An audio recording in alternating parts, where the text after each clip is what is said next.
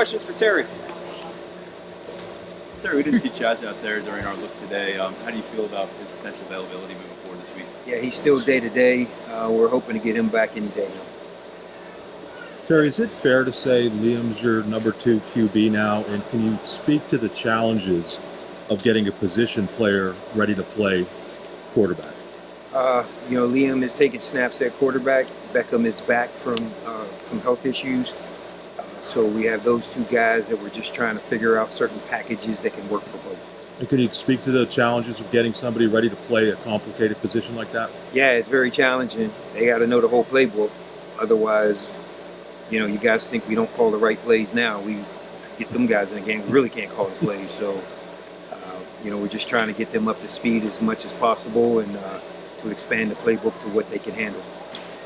Terry, to you, how significant is winning the land grant trophy? And then is that something you guys talk about around the program at least this week?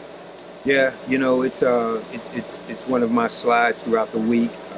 It's very important that we maintain control of the land grant trophy. It's a good battle between two state universities in Michigan and Pennsylvania. And our guys take a little bit of pride in wanting to carry that trophy off the field. How do you prepare for two quarterbacks, sure, but two very different style of quarterbacks? Has that caused you any additional prep time? Or I guess, how do you try to balance trying to prepare for two guys that might be very different? Yeah, you got to fully prepare for both. So we have the athletic quarterback package, and then we have the pocket quarterback package. And then just depending on who's in the game, we got a set of calls for each guy, so we'll be prepared for both. Terry, we've heard a lot of, especially the offensive guys, talk about celebrating each other's success, and that's been a directive heavily from you. Why? What's the genesis behind it? It's unifying the team. We have to be happy for each other. Whether I score or you score, we score. And we have to be happy and thankful in those moments. And, when you're the ultimate team player, success is going to walk up to your doorstep anyway. Do you feel like that wasn't the case earlier this season? No, we just got away from it. And we're just trying to get back to some core values and, just trying to get back the confidence and swagger that we once had when we walked into the stadium when we played Oregon. How important is confidence? How much does it elevate talent? It's everything. If I think I can, I will. If I think I can, I won't.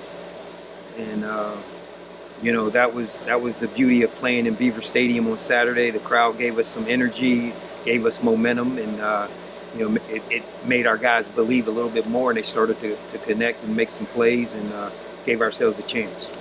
Hey Terry, now that it's settled in, how did the team process this close loss? I mean, you just kind of stack up all these games where you're right there with one score. How is this one maybe different or the same than the previous one? Yeah, we felt like we played a lot better than we've played the last 3 weeks. We feel like we're super close. I gave an analogy to the team. We talked about a pencil sharpener. And the pencil sharpener is the storm that we're in that I've been talking about for weeks. And when you put the pencil in and you start to turn it, well, we're giving of ourselves as we start to take away some of the wood chips of the pencil. And if you pull the pencil out too soon, it's not ready to write. That was us on Saturday. We pulled it just a little bit too soon. And so we had to go back in. And so this week is, we're going to show a finished product of the pencil, sharp and ready to write.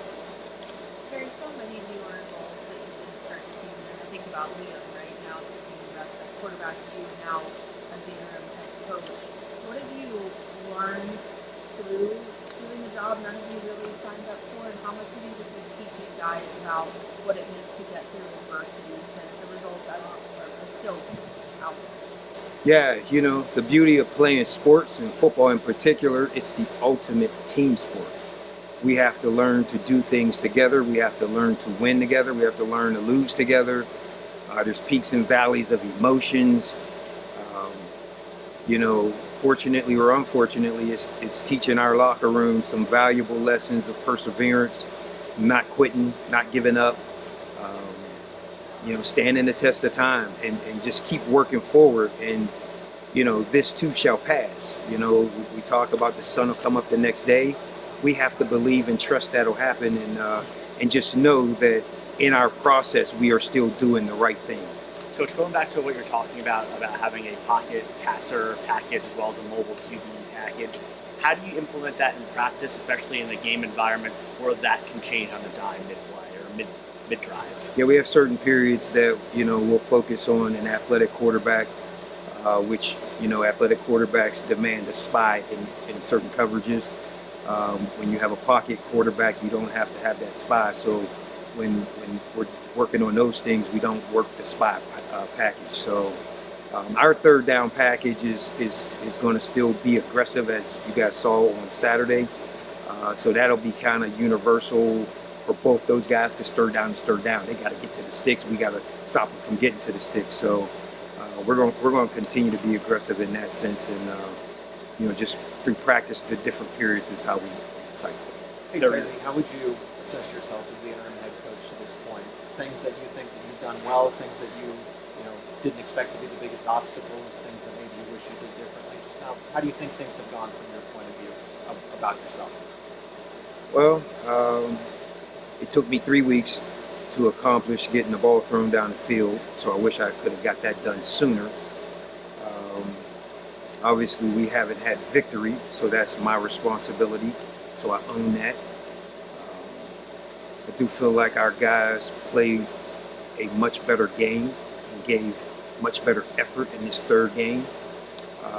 So I feel like we're moving in the right direction. We're still not quite there. That's why I use the analogy of the pencil. We're sharpening the pencil, and this week we're going to come out full blazing, and we're emptying the clip this week. We're going to Michigan State to win the game, not to let it fall to us. Terry, you say your run defense has changed or progressed since you took over and started trying to adjust the defense? Yeah, I think the run defense has gotten better. Our defensive line is playing better. They're more gap sound, more gap accountable. I think we're playing together. Our stunts up front, we're working together a lot better. The last 2 games have been much better. And then combined with the pressures, it all starts up front. And when those guys can create havoc, then the back end can defend better, and we can get more turnovers like King Mack's takeaway.